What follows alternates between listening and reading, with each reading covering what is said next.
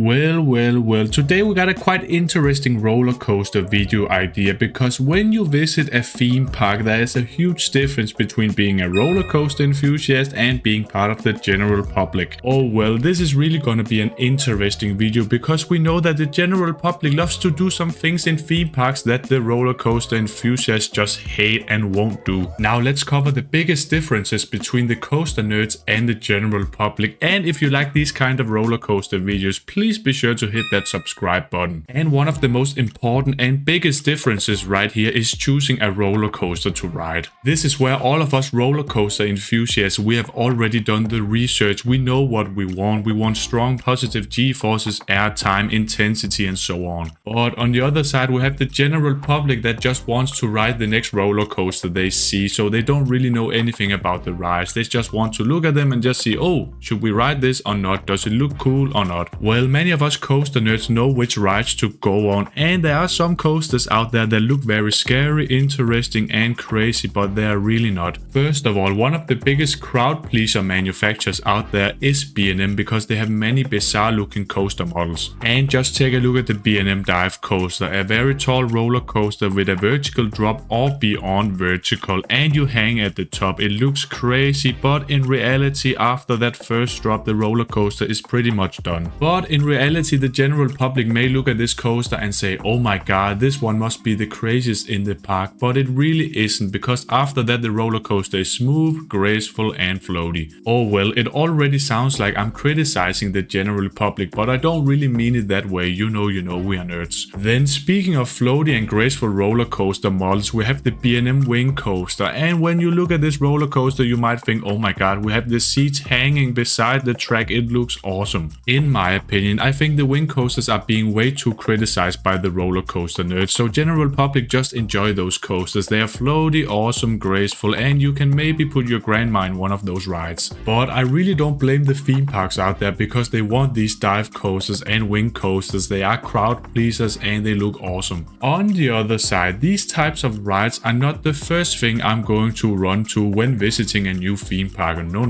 Now us roller coaster enthusiasts may go to the back of the park or find that hybrid roller coaster with the combination of steel and wood. Well, we know it looks kinda ugly, it looks like junk, but it really is a great roller coaster. When other people look at this kind of coaster, they may think, oh, this looks like another old wooden roller coaster. It's shaky, it's rattly, it's rough, we won't try that one. But that really isn't the case, because all of those RMC hybrid coasters are awesome, intense, filled with airtime and very smooth, and they are perhaps one of the best coasters in the park, if not the best. And now the biggest mistake the general public then does is skipping the awesome hybrid coaster and then going over to this suspended roller coaster with all of those inversions. Wow, it looks epic and way better than the other one. Well, no.